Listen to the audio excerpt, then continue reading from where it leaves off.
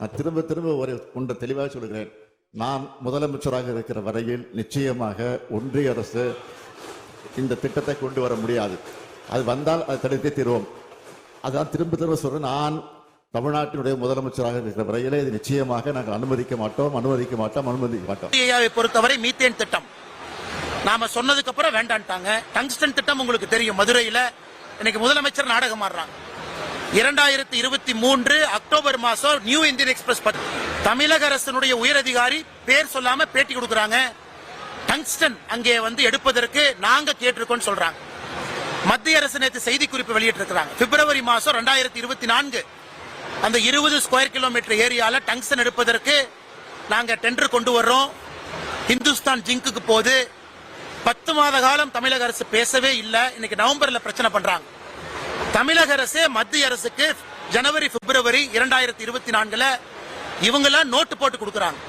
20 கிலோமீட்டர்ல 1.25 கிலோமீட்டர் தான் biodiversity hotspot, மிச்சதெல்லாம் பிரச்சனை இல்லை. தமிழக அரசு மத்திய அரசுக்கு அறிவுறுத்தும் பொழுது எங்கேயும் கூட ஆட்சேபம் தெரிவிக்கல. மத்திய அரசு டெண்டர் போடும்போது ஆட்சேபம் தெரிவிக்கல. ஹிந்துஸ்தான் ஜிங்க் செலக்ட் ஆனதுக்கு அப்புறம் ஆட்சேபம் தெரிவிக்கல. இன்னைக்கு 9 மாதம் கழித்து ஆட்சேபம் தெரிவிக்கிறாங்கன்னா என்ன? அதனால் இதுவும் கூட விவசாயிகளுடைய கோரிக்கைக்கு நாங்கள் செவி சாய்க்கிறோம். எப்படி மீத்தேன் இருக்கும் பொழுது நாங்கள் செவி சாய்த்தமோ நிச்சயமாக பாரதிய ஜனதா கட்சி செவி சாய்க்கிறோம். ஆனால் முதலமைச்சர் நாடகம் ஆடுவது சரியான்கிற கேள்வி நான் கேட்கிறேன். இன்னைக்கு முதலமைச்சர் அவர்கள் வெள்ளை அறிக்கை கொடுக்கட்டும். தமிழக அரசு சார்பாக மத்திய அரசு யாரும் பேசவே இல்லையா? நீங்க எந்த விதமான நோட்ஸ் அனுப்பலையா? மத்திய அரசுக்கு நீங்க ஆட்சேபம் தெரிவிக்கவே கிடையாது. அவர்கள் டெண்டர் கண்டிஷன் வரும்பொழுது கூட எங்கேயும் ஆட்சேபம் தெரிவிக்கல. இன்னைக்கு 9 மாத காலம் இத்தனை வேலை நடந்த பிறகு ஜார்க்கண்ட்ல டங்ஸ்டன் மைனிங் இன்னைக்கு அப்ரூவல் ஆயிருக்கு, தமிழ்நாட்டில் ஆயிருக்கு. இன்னைக்கு நீங்க தெரிவிக்கிறீங்க, அன்னைக்கே தெரிவிச்சிருக்கலாமே. ஆனா இன்னைக்கு தமிழக அரசு எதிர்ப்பதற்காக பாரதிய ஜனதா கட்சி விவசாயிகள் பக்கம் நிற்க போவது கிடையாது. விவசாயிகள் எதிர்ப்பு தெரிவிப்பதற்காக விவசாயிகளுடைய கோரிக்கையை மறுபடியும் மத்திய அரசு எடுத்துட்டு போறோம்.